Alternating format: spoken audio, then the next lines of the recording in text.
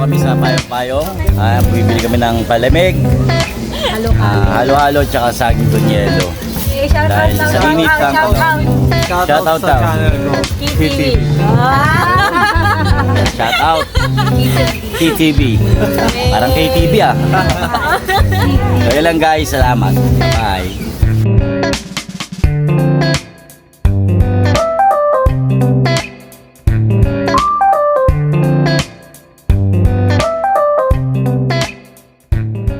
One eternity later. Hi guys. Ito nga pala. Nagre-relax lang muna ako ngayon kasi mamaya ay uuwi na kami.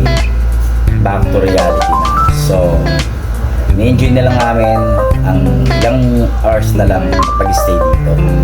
So, watch nyo na lang ang aming pagbiyahe going back to Manila. See you.